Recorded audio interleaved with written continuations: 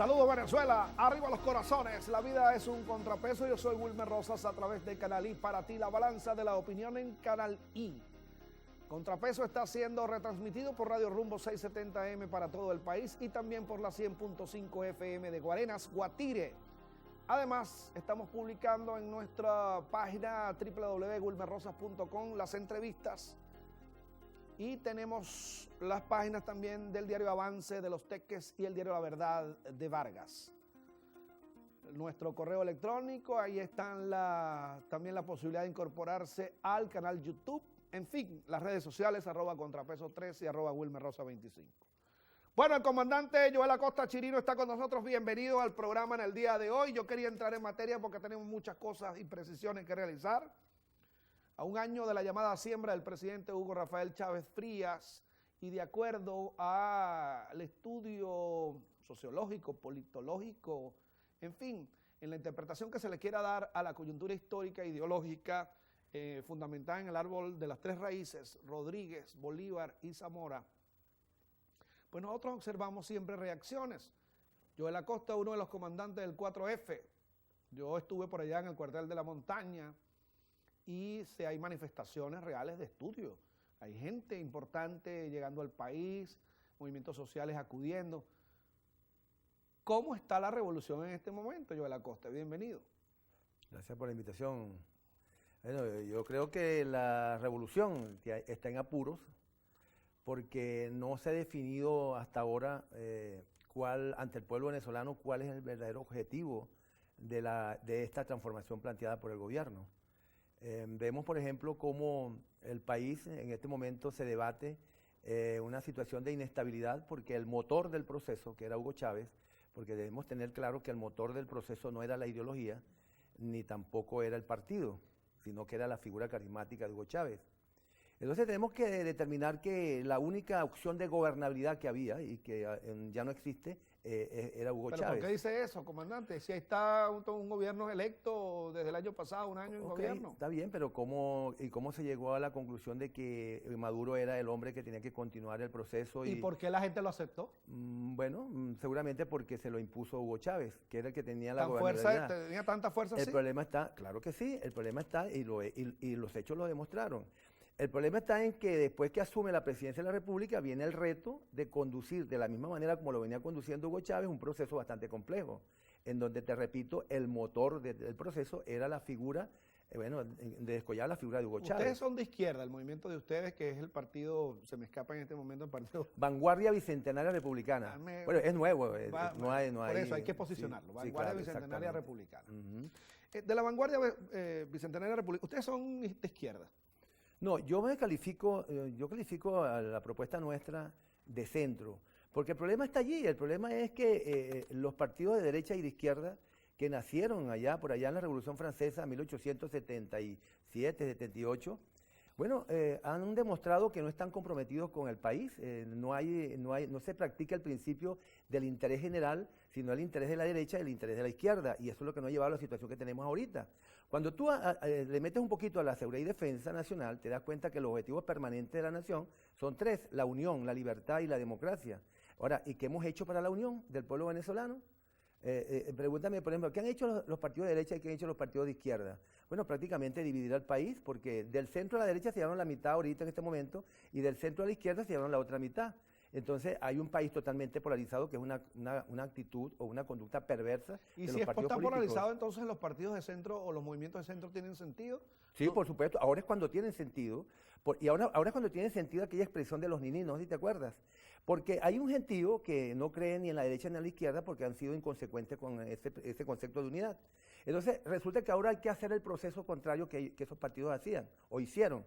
Por ejemplo, yo planteo que vamos a ir, en vez de ir de la derecha y la izquierda hacia el centro, vamos del centro a la derecha, vamos de la derecha a la izquierda, hacia el centro y de la izquierda hacia el centro, para unir una fuerza sociopolítica, una especie yo diría vamos a hablar de una masa crítica que logre conformar una fuerza suficiente para traspasar el pantano de antivalores que la vieja clase política ha construido hasta ahora. Desde el centro, ¿cuáles son los valores que se pueden observar o precisar? según lo que ustedes profesan o lo que impulsan. ¿Cuál es la actitud desde el centro? Bueno, precisamente practicar la política. ¿Por qué es la política? Pues la política es la herramienta fundamental para conciliar intereses. O sea, ¿cuál es el interés de la derecha, cuál es el interés de la izquierda y cuál es el interés del país? Y volvemos al principio del interés general. ¿Aquí se habla del principio del interés general? No. Aquí se habla del interés de los partidos de la derecha, los partidos de la izquierda y el interés de los grupos de poder, pero nunca se habla del interés del país. Pero la izquierda entonces le quedó mal, no satisfizo las expectativas sociales, la izquierda venezolana. Tradicionalmente se ha hablado que en la izquierda está el cambio, en la izquierda está la revolución, que en la izquierda está la transformación. Bueno, yo creo que no, eso ya no, los hechos han demostrado. ¿Joel Acosta es revolucionario? Por supuesto, y lo he demostrado. ¿O acaso no es suficiente lo que yo he hecho? Entonces yo creo que es importante en este momento sentarnos a conversar, porque si no conversamos, si no dialogamos, si no ponemos sobre la mesa nuestros intereses para dilucidar cuáles son los verdaderos intereses del país, no vamos a poder avanzar. Pero ustedes se alzaron en armas, ¿ustedes se alzarían en armas en este momento? Bueno, las razones por las cuales nosotros nos alzamos aquel 4 de febrero del 92 todavía están vivitas y coleando, y yo creo que están en peores condiciones, porque hay que ver lo que está ocurriendo en el país. ¿Por qué? Por ejemplo, ¿por qué ocurrió un 4 de febrero del 92? Porque resulta que las clases de E y F se alzaron en aquella oportunidad, aquel 27 de febrero del 89. Con el Caracazo, con el estallido social. Se alzaron en contra de los intereses de las clases A, B y C, y parte de la D. Porque lo que hubo el 27 de febrero del 89 fue una matazón para defender la propiedad privada. ¿Y quiénes eran los que hablaban de propiedad privada? Eso no se ha discutido aquí. ¿Por qué hubo un 27 de febrero del 89? Porque hubo una oligarquía que utilizaba la Fuerza Armada en aquel momento para defender los intereses de esa burguesía o de esa oligarquía. Y entonces resulta que ahora, en este momento, los que tienen el poder son las clases D, E y F, y las clases que en aquella oportunidad se atacaron precisamente a esa clase más pobre, están en minusvalía. ¿Y los chavistas escuchan a Joel Acosta Chirino? ¿Lo escuchan?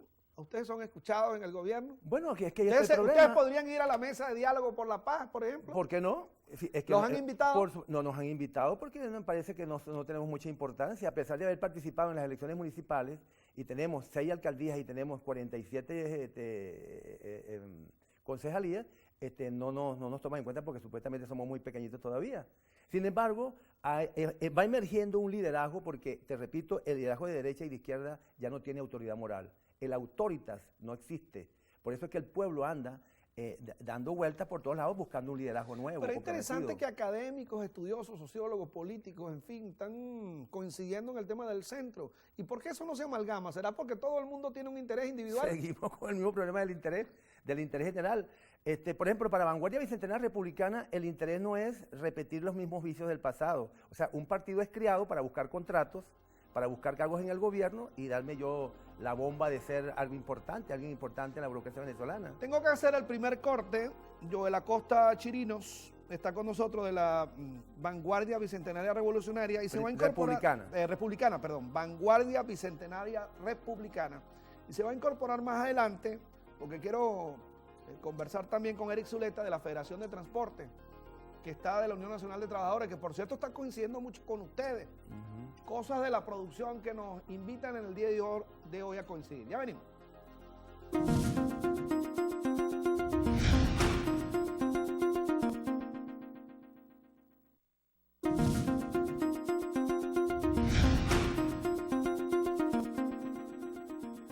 Bueno, continuamos con Joel Acosta Chirino, uno de los comandantes del 4F de la Vanguardia Bicentenaria Republicana.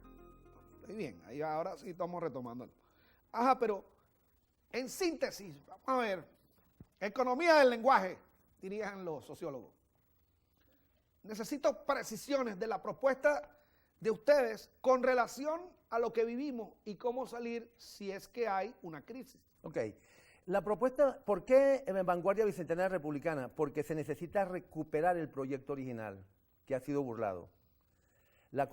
Hablábamos fuera del programa de 3 eventos fundamentales, trascendentales que han ocurrido en el país. Primero, un proceso constituyente que dio a luz ese nuevo texto constitucional que es único en el planeta.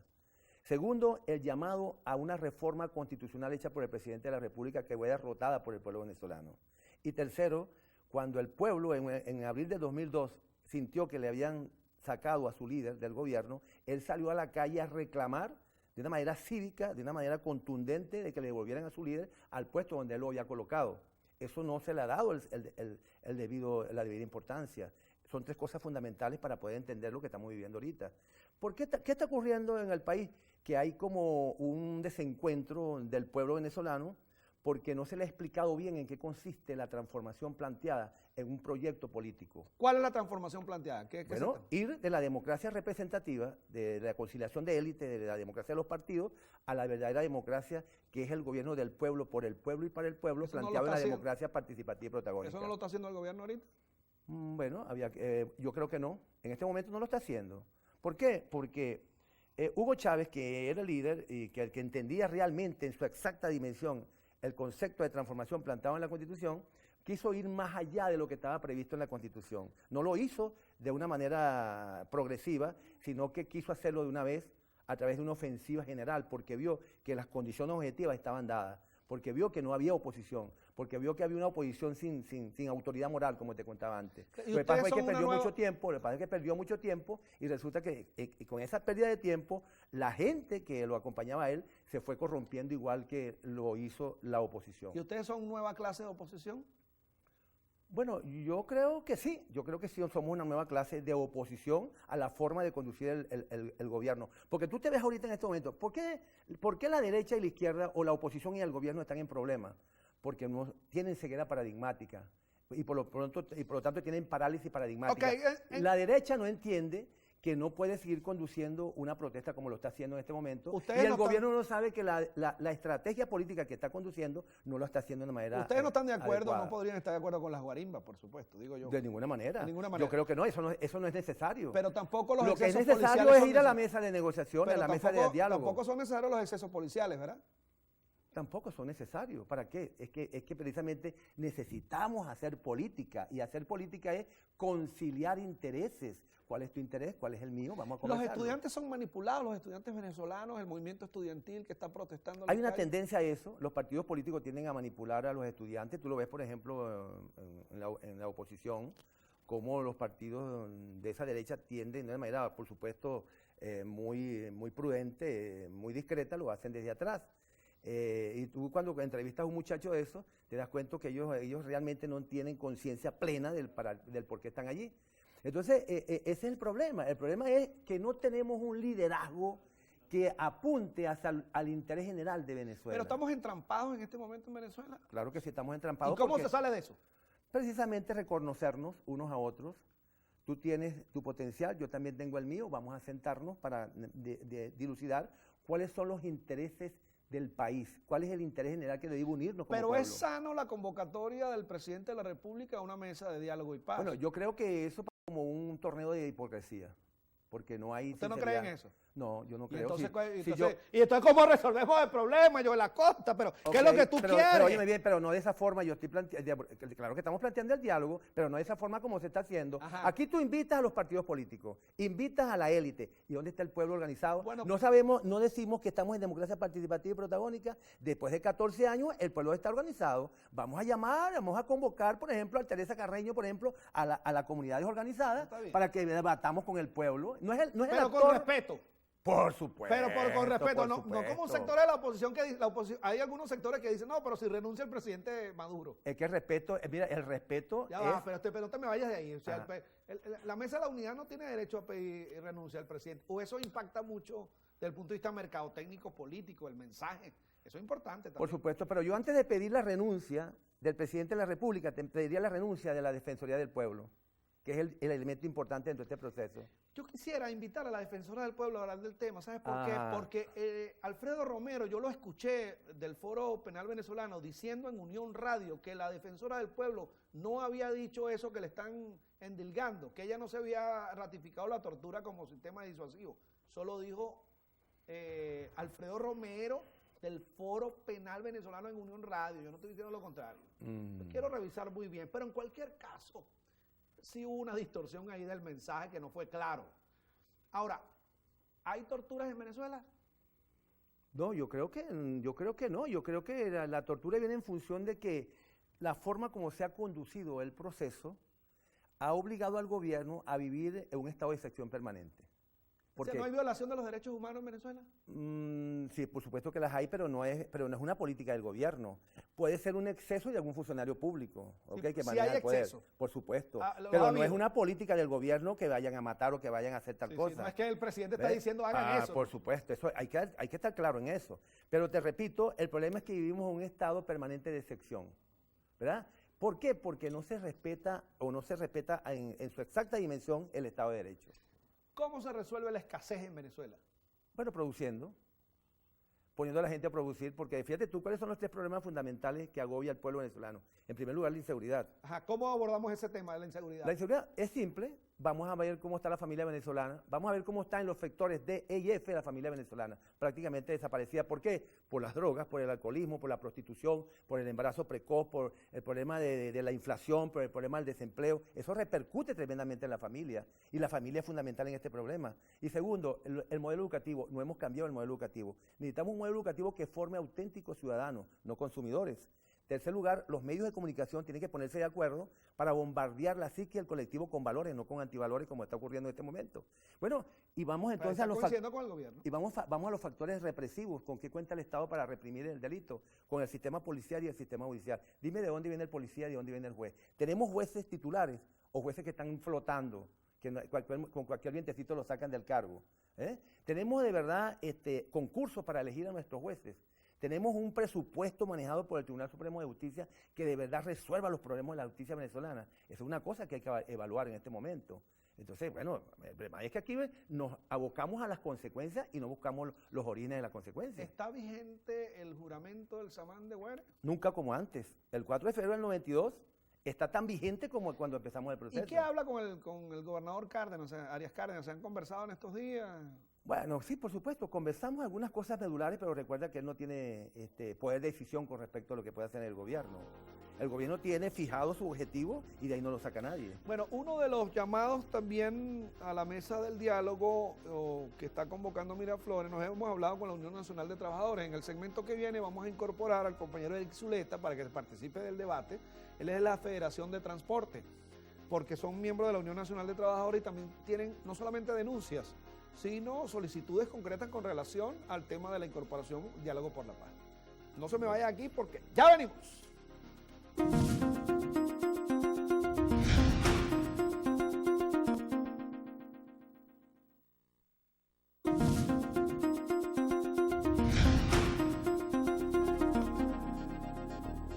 Continuamos en Contrapeso. Se incorpora ahora al programa Eric Zuleta de la Federación de Transporte. Sí. Bueno, y concretamente quiero que me precises cuál es la posición de ustedes en esta coyuntura, qué es lo que está ocurriendo en el transporte y cómo podría ser una incorporación de ustedes también a la mesa de diálogo convocada por el presidente. Sí, nosotros, bueno, primero agradecerte esta oportunidad para dirigirnos a todos los venezolanos. Sí, nosotros, la Federación se está incorporando a la Unión de Acción Sindical y Gremial, precisamente por los problemas que tienen todos los trabajadores de transporte. Nosotros hemos tratado de mantenernos muy al margen de la diatriba política porque nosotros tenemos afiliados de todos los sectores y siempre nos mantenemos a nivel de manera de que no nos metamos mucho en problemas políticos, pero en este momento estamos siendo afectados todos los trabajadores del transporte pidiendo diálogo. El ministro de Transporte, sobre todo, en una mesa que montó precisamente el presidente Chávez con todos los transportistas hace varios años, el ministro de Transporte prácticamente la cerró. Tenemos casi 6 meses que no nos reunimos con el Ministerio de Transporte. El ministro sale anunciando el día viernes que va el aumento de la gasolina y los transportistas no van a ser afectados con el aumento de la gasolina, cuestión que nosotros estamos totalmente opuestos a eso, porque como el ministro va a decir que un aumento de la gasolina que va a subir de lo que está haciendo a 2.90, en donde va a subir casi un 3.000%, dice que no va a afectar. Pero la gasolina la están regalando, Eric. Exacto, pero una cosa es que la gasolina la estén regalando, a que diga el ministro que los trabajadores del transporte no van a ser afectados con un ajuste de la gasolina. Tendría que tomarse medidas y ver en qué en realidad afecta la gasolina. Una cosa es que la gasolina esté muy barata a que tú en 14 años no hayas tocado la gasolina y de repente la quieras tocar y subirle un 3.000% y decirme, no, tú tienes que calar de 3.000% porque la gasolina está muy barata. Ahora, Yola Costa, fíjate, ellos son la Unión Nacional de Trabajadores, coincidimos en algo bien interesante, en el debate, pero tú dijiste que te mantenías en la diatriba política afuera, sin embargo la Unión Nacional de Trabajadores se han identificado aquí como chavistas y de izquierda y revolucionarios. Aquí lo han hecho, Marcela Más, pero el amigo Carbones. Es decir, que no importa que tú seas de un sector, tú te puedes identificar como tal. Sí, la unión, nosotros estamos incorporando precisamente a la unión sindical y gremial, ahí hay de todo. Ahí inclusive está la CTV, está la UNET, están muy plural. Está muy plural, porque lo que buscamos es precisamente que se nos oiga, que tengamos el derecho a la huelga, tenemos derecho a disentir, que tenemos derecho a la contratación colectiva, que tenemos derecho al diálogo, precisamente para poder mantener la paz. Porque Ellos si no tienen derecho a conversamos, todo eso, pero en esa protesta permanente o en esa necesidad y búsqueda de esos derechos, ¿no se mantiene un conflicto permanente, Joel? Claro, precisamente, que es el proceso. El proceso es difícil precisamente porque ¿cómo dirimir las diferencias que tenemos en el debate? Bueno, ¿cuál es el mayor problema que confronta el proceso actual? Que no hay un proceso dialéctico de por medio. La tesis está ahí, pero la tesis no es debatida. Entonces no hay antítesis. Y si no hay antítesis, entonces ¿cómo hacemos la síntesis? Ahora, si el ministro te llama hoy y te dice, bueno, pero tranquilo, nosotros vamos a subsidiar el transporte a los transportistas, ¿está bien eso? no, es que lo absurdo es que nosotros andamos atrás del ministro para que se reúna con nosotros y resulta que viene el problema de las tarifas. La ley habla de que tiene plazo el ministro hasta el 30 de este mes para fijar el proceso de tarifario del régimen tarifario de todo el año. No nos ha llamado a conversar. Y supuestamente el pasaje estudiantil nos deben, en el caso de Caracas, 2 bolívares por cada estudiante que se ha montado desde mayo del año pasado. Y no nos hemos sentado a discutir qué vamos a hacer con eso. El gobierno compra 2.000 y pico unidades, anunció el presidente Maduro, y entonces lo distribuye a nivel nacional, invadiendo todas las rutas, y eso carga un descontento total en todos los trabajadores del transporte a nivel nacional, porque no se consulta, no se habla, y los acuerdos que se hacen en el caso de Barquisimeto, que fue ordenado por el gobierno nacional y fue ordenado directamente por el presidente Maduro, no se ha cumplido ni uno solo de los acuerdos que se acordaron, por lo menos en el caso de Barquisimeto, cuando se le invadieron las rutas en la ciudad de Barquisimeto. La inseguridad está reinante. Todos los planes que ha traído el gobierno en materia de seguridad, tanto para los usuarios como para los transportistas, no funcionan. Pero tú eres que eres del transporte y voy a consultar también a un líder político y social. ¿Tú estás de acuerdo con el aumento de la gasolina? Eso depende con el cristal que lo mire. Si está debidamente concebido, porque conscientemente la gasolina es muy barata. El problema no es el aumento de la gasolina, sino qué vas a hacer tú para que no afecte y no genere una espiral inflacionaria. ¿Cómo? ¿Estás de acuerdo con Fíjate qué importante es el debate, sobre todo en un proceso de transformación como que estamos planteando en este momento, que el sector transporte tiene que cambiar su estructura de participación dentro de la sociedad, porque es el pueblo el que tiene que decidir de qué forma él va a manejar el sector transporte. Sí, pero ya va. ¿Estás de acuerdo o no estás de acuerdo con el aumento de la gasolina? Ah, no, pero yo no me lo estaba preguntando. Te lo estoy preguntando. Por supuesto que tengo que estar de acuerdo, porque no se puede continuar de la forma como estamos hasta ahora. Yo creo que es justo que haya un aumento del precio de la gasolina, pero que vaya en beneficio del pueblo venezolano. Aquí vinieron los economistas chavistas, economistas opositores, y todo el mundo está coincidiendo que hay que aumentar la gasolina, porque con el aumento de la gasolina se pueden financiar carreteras, ambulancias, hospitales, salud. Pero los transportistas dicen que no. Pero los transportistas no podemos pagar los platos rotos de esto, porque si yo lleno un tanque, por decirte algo, con 5 bolívares, y después lo voy a llenar con 300 bolívares, ahí me estás afectando un alto porcentaje de lo que él ingresa para el ¿Qué debería hacerse allí, comandante? Bueno, fíjate tú que en primer lugar el aumento de la gasolina no es para que ese dinero que se va a obtener vaya a la corrupción y al despelote que vive el país. Yo creo que es así como está previsto, porque una cosa es la teoría, otra cosa es la práctica, que de verdad ese dinero que se va a obtener vaya, que se retribuya en infraestructura para el país. Sobre todo pero ellos le prometieron el pago del pasaje estudiantil y no se lo han pagado. Hay que pagárselo. Por supuesto, una deuda. Te acabo de decir que los 2.000 unidades que están invadiendo las rutas en todo el país, fíjate, estaba oyendo ahorita que están hablando de las mesas, la mesa de paz. En el Táchira tenemos los compañeros casi un mes paralizados porque no pueden trabajar por el problemón que se está presentando en el estado Táchira. Entonces lo llaman por una mesa de paz y lo que le caen es insultos a los dirigentes sindicales del transporte. Cuando lo que hay es un problema en todo el estado Táchira, que inclusive los transportistas no pueden trabajar, y lo único que han pedido los transportistas allá es que para poder salir a trabajar, que les garanticen la seguridad tanto de los trabajadores como de los usuarios. Pero yo creo que hay que bajarle al nivel discursivo la violencia, Joel, hay que bajarle en el nivel discursivo, digo yo, en el sustento. La beligerancia. Yo creo que eso es necesario y yo creo que es natural dentro de la discusión política. Lo que pasa es que no hemos aprendido a debatir o a discutir la política. porque siempre nos afincamos en nuestros intereses personales o grupales. Déjame hacer una impertinencia no demagógica ni burocrática en este programa. Reitero, es una impertinencia lo que voy a hacer, pero me voy a atrever a hacerlo acá. El comandante Joel Acosta Chirino es designado por el presidente Maduro a conversar con la Federación de Transporte de Venezuela. Ajá. Demanda y usted me resuelve el problema. Primera demanda de usted. Primero, una de las principales, seguridad para poder trabajar. ¿Cómo hacemos eso? Ahí está el problema. Todo el mundo pide seguridad, es un problema general del país, de la sociedad venezolana. El tema del pago es normal, págame. Págame, sí. Ajustes, equilibrar la economía. Pero lo más grave que está en todo esto es la inseguridad. Ahora, fíjate tú el problema, este problema de transporte te ilustra el gran problema que tenemos en el país, que no conocemos el proyecto original contenido en la Constitución.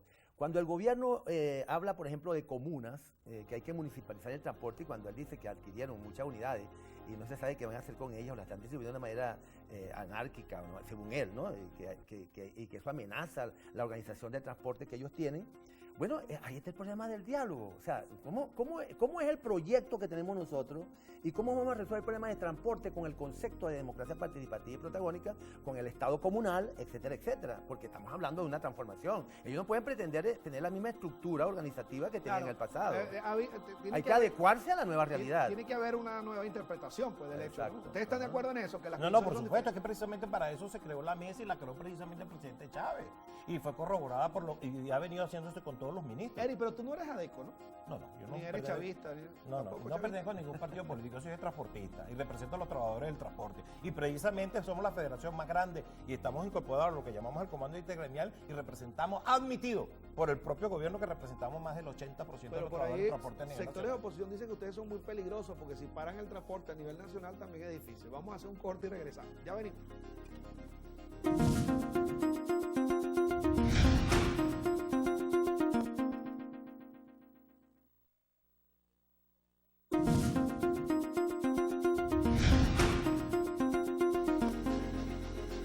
Continuamos en Contrapeso. Bueno, vamos a tomar ese kit de allí, pues estamos conversando fuera del programa.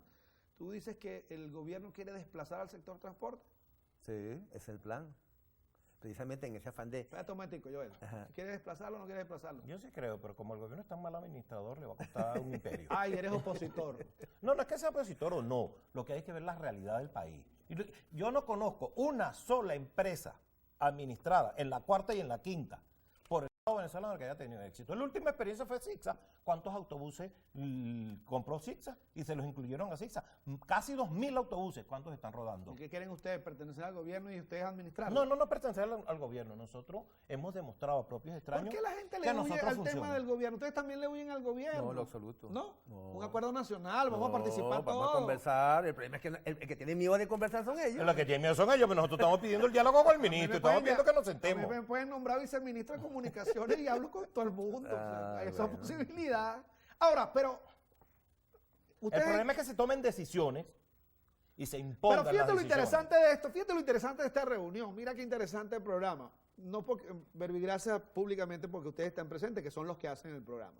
Fíjate una cosa, si ustedes se paralizan, van a ser llamados golpistas, terroristas, puede ser, y puede haber terrorismo también allí. Y es la excusa para borrarlos de la Espérate, pero tú sabes que también puede ser así. Tú eres estratega claro. Y te hiciste un golpe de Estado aquí, pues, lo intentaron, y ustedes trancaron las vías, y ustedes no son la madre de Teresa Calcuta tampoco. ¿No? No, estamos claros. Ellos saben que estratégicamente tienen que contar con sectores específicos. Tú estás claro en eso, ¿no? Sí, totalmente Tú estás claro que algunos políticos pueden tocarle a ustedes. Precisamente hemos tratado. Y algo mejor, ellos saben que ellos van a desaparecer como estructura en función del proceso de transformación que hay. Si ellos no se adecúan, si ellos no tienen una propuesta de transformación que esté apegada a lo que es la democracia participativa y protagónica, donde el sujeto y objeto es el pueblo, que el que ordena es el pueblo, no lo van a lograr. Pero el pueblo a ustedes también le exige eficiencia. No, calidad. Hay algo que nosotros hemos avanzado más que muchos organismos, inclusive sindicales, aquí en el país. Nosotros no somos empresas de transporte, nosotros somos dueños, cada trabajador de su propia unidad de transporte. O sea que nuestra célula es pequeña, inmediata y directa, Son del pueblo. microempresarios.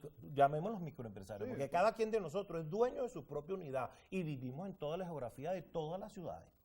O sea, nosotros no vivimos ni en el este muy ni bien. totalmente en el oeste. Nosotros vivimos en toda la geografía de la ciudad y tenemos toda clase de estratos Muy bien, políticos. imagínate tú que el gobierno te diga a ti, ya ustedes no pueden seguir con esa estructura porque el pueblo es el que maneja el sector transporte ahora. ¿Y quién es el pueblo? No Oye, somos pero, nosotros. óyeme, estas comunas que están aquí dentro de este espacio geográfico van a tener tantos transportes dados por el Estado para que ellos lo administren. Ya lo han ¿De hecho. acuerdo? Ya lo hicieron. Ya y no será fracasaron de- todos. Óyeme bien, pero no, está bien, pero vamos a hablar del pueblo venezolano que administre eso preparado para ello, así como ustedes son pueblo. Ahí te iba a decir, Lo que pero pasa es ¿quién que es el ustedes, lo que pueblo? pasa es que ustedes, pueblo, manejan con una visión capitalista.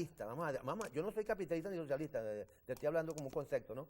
Usted tiene un enfoque capitalista Ya, y pero- el enfoque que tiene la comuna va a ser socialista. Pero espérate un momentico, pero yo quiero que me ratifiquen, me aclaren del punto de vista académico, del punto de vista real de lo que está ocurriendo. Cuando un transportista sale a la calle, expone su carro, que es sus su cauchos, capital. su capital ¿Y su vida? y su vida. Ujú. Ajá. Y Eso es la tiene- manutención de su familia. Eso tiene que tener Eso es más que socialismo. Tiene que tener una respuesta capitalista. Exactamente, pero ahí está el debate, ahí está el debate. Ajá. ¿Podrá el pueblo manejar por sí mismo el sector transporte?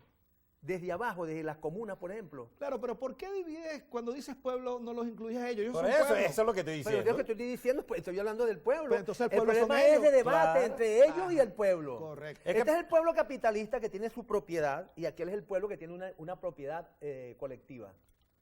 Pero podemos ponernos Y de a las acuerdo dos pertenecemos en la eficiencia, nosotros. ¿no? Podemos de acuerdo en la eficiencia. Por ejemplo, nadie quiere inseguridad en las unidades de transporte. Nadie. Nadie, ¿verdad? Nadie. Ok. Y precisamente antes se prestaba inclusive el servicio hasta altas horas de la noche.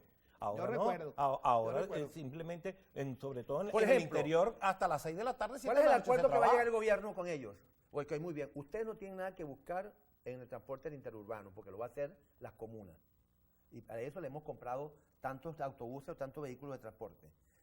Ahí, bueno, pues, ahí van a interactuar muchas cosas. Y ustedes se van a encargar ahora de ir fuera de la ciudad a llevar a otras ciudades. No sé, eso se llama extraurbano, ¿será? Interurbano. O extraurbano. extraurbano. O sea, tiene que haber una especie de acuerdo, acuerdo, para ¿no? reestructurar el servicio de transporte. Pero por eso el acuerdo que ustedes se generan o solicitan o aplican pasa por primero, reconóceme la deuda que tienes, ¿no? Claro, Tienes que pagarle.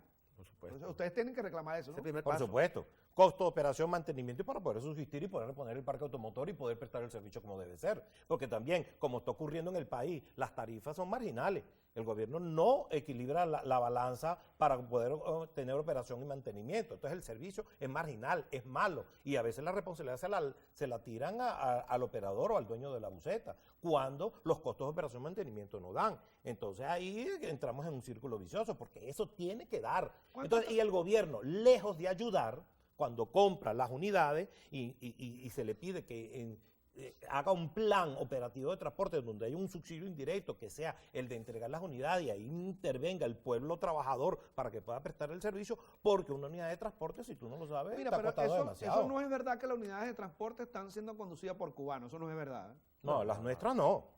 Eso no es verdad, ¿no? Las nuestras vaya a no. decir que la gente entonces dice que los cubanos están metidos en todo. Ahí no están. No, Está metido por otro lado, no hace falta meterse ahí. Es que Sería el colmo. ellos se meten donde los hilos se pueden manejar. Ay, tú Aquí eres- no hay. Eres opositor, eres opositor. Viste que lo estamos descubriendo opositor. Estamos descubriendo lo opositor. Ahora ven acá. Tengo que hablar de varios temas porque estamos a nivel nacional ahorita. Claro. Estamos a nivel nacional. Imagínate tú la repercusión del programa a nivel nacional con todos los transportistas viéndolo.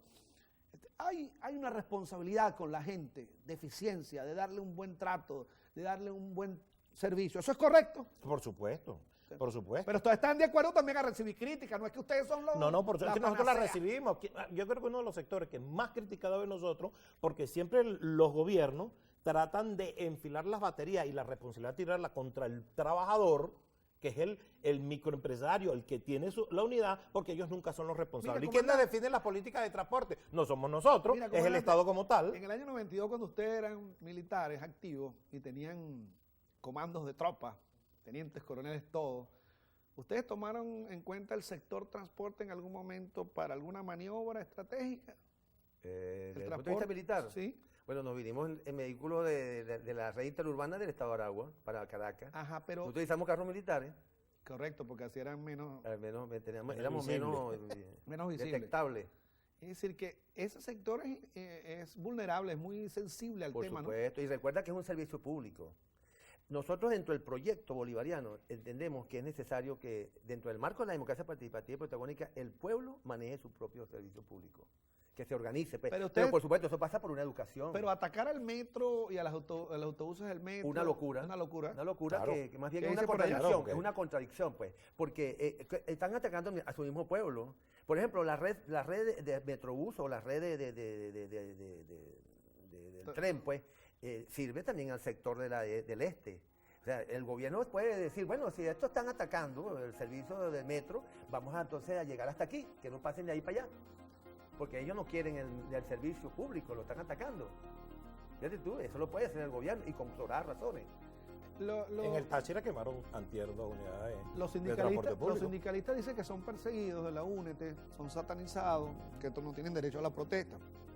Eso es así, ¿verdad? No, sí. Y en Yo el caso del particularmente he transporte, recibido amenazas directas, a mí me han llevado directamente al SEBIN y me han mantenido allá todo el día, me han ido a buscar a donde esté. Inclusive ahorita cuando empezaron las manifestaciones, que a mí me extrañó, vía mensaje a mí directamente el comandante de la 14ª Brigada me llega y me pasa a Twitter amenazándome personalmente y directamente. tengo que hacer el corte, pero regresamos en breve.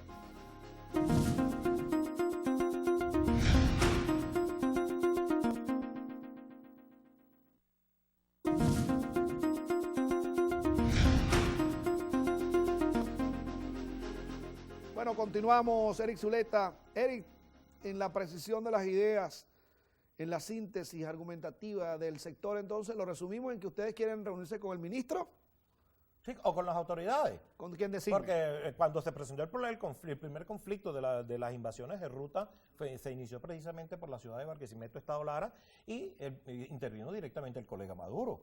Llamó a un mediador, que fue el gobernador del Estado de Aragua, y se firmó un convenio, se firmó la paz inmediatamente, porque nos conocemos, fue el ministro de Relaciones Interiores, y tenemos una buena, vamos a llamarlo, una buena amistad con él, pero lamentablemente pues, se olvidaron de nosotros. Y ahora el ministro no se reúne con nosotros desde octubre. Y fíjate, hay problemas de inseguridad, hay problemas de invasión de ruta, hay problemas de tarifario, de las tarifas que deben fijarse antes del 30 de este mes según lo que establece la ley. El problema del pasaje estudiantil de que nos están pagando, nos deben 2 bolívares por cada estudiante que se nos ha montado desde el primer. Entonces todo eso se va acumulando. Pero ustedes dan un paso en la idea del diálogo y en la idea del acuerdo. Pues. Sí, estamos agotando todas las instancias. Estamos llamándolo, le hemos mandado mensajes. Yo particularmente me reuní, he hablado con el viceministro, he hablado con el presidente Fontur, hemos buscado la vía para hablar con el ministro. El ministro es el que no ha llamado al diálogo. Ahora, Joel, grandes temas nacionales como ese, pero también quiero tu opinión con respecto al tema del movimiento que hizo el presidente de Panamá en relación a la OEA y a la postura sobre Venezuela. ¿Qué opinas de eso? Bueno, eso es simple. Acuérdate que el gobierno panameño es como una especie de muchacho demandado del imperio. Ellos están cumpliendo un mandado, vamos a ver qué le hacemos a Venezuela, vamos a ver cómo ayudamos a la derecha venezolana, y bueno, y ocurrió lo que ocurrió dentro de la OEA. Fíjate cómo coincide con el gobierno en ese sentido, con Bueno, el pero sector. es que tiene que haber coincidencia, si no tenemos coincidencia, imagínate tú. Ok, si fueras al diálogo y te llamaran a la mesa de Miraflores, ¿cómo irías? ¿Irías con unas premisas específicas? Sí, el objetivo estratégico. ¿Cuál? Rescatar el proyecto original bolivariano. Que la Constitución bolivariana sea tomada en cuenta, si que el tú- problema de Venezuela no es político ni económico, que el problema de Venezuela es ético y moral, que es necesario recuperar los valores del país. Ok, bienvenido a la mesa, entras y tú ejemplificas eso, expones esas ideas. Digo, es necesario, urgente.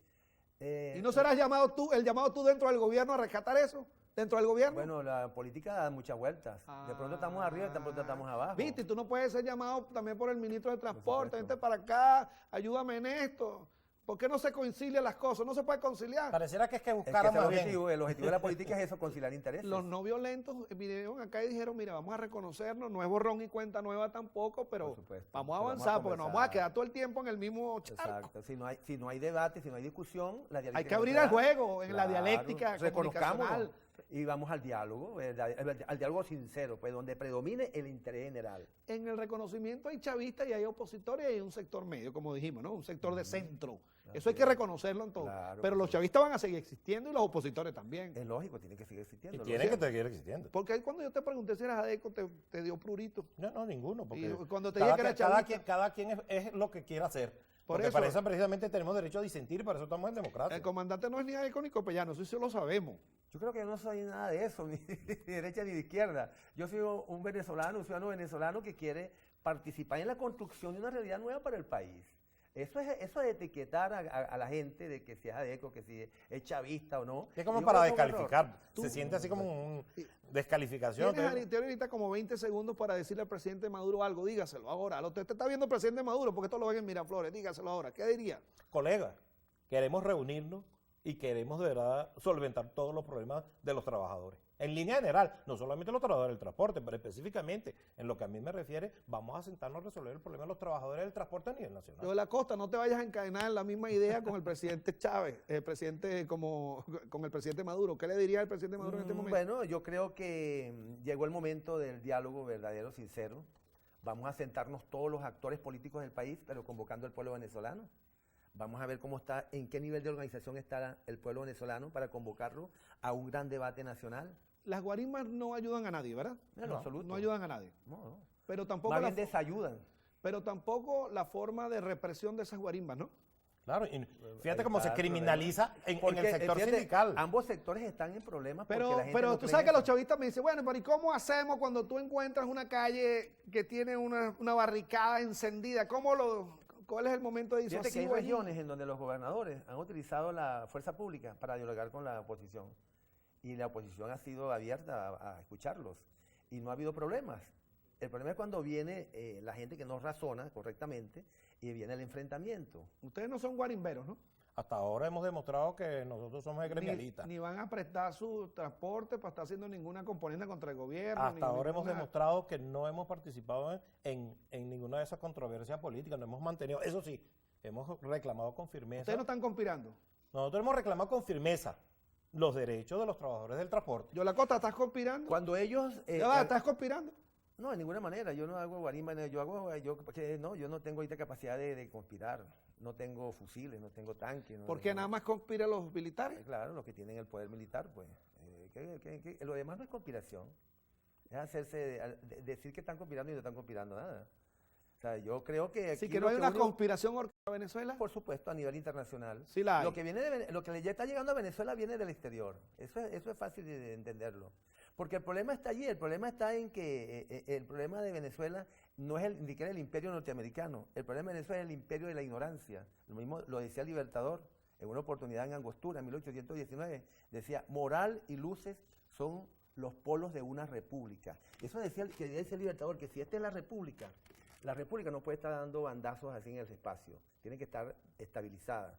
Y lo que estabiliza una república es, por un lado, la moral y por otro lado, Claro, las luces, la educación. Pero entonces es muy ingenuo pensar que la oposición tiene tanques, aviones, fusiles. Es muy ingenuo pensar eso. Pero más ingenuo es pensar que no hay intereses externos interviniendo y en que entonces que la Venezuela. oposición tiene tanques y cañones, no tiene nada.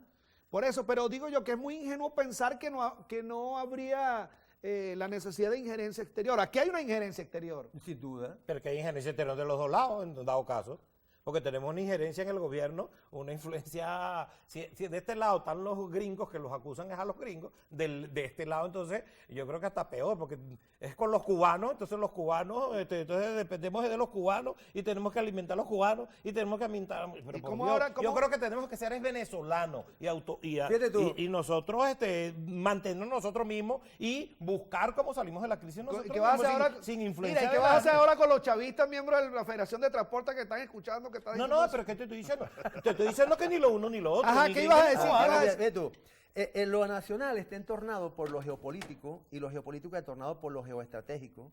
y lo geoestratégico está entornado por la exopolítica, lo cósmico, para que tú veas, y todo repercute en el centro, en la médula que es Venezuela. Sí. Bueno, Venezuela en este momento es víctima precisamente de los apetitos de los imperios, ya sea la Unión Europea, el imperio norteamericano y todo lo demás, precisamente porque es necesario imponer el nuevo orden mundial, y para establecer un nuevo orden mundial necesita una guerra.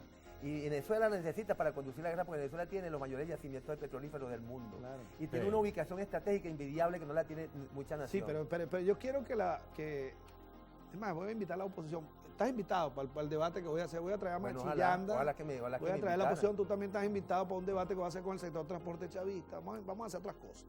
Vamos a ir metiéndole cositas a este programa, ¿no?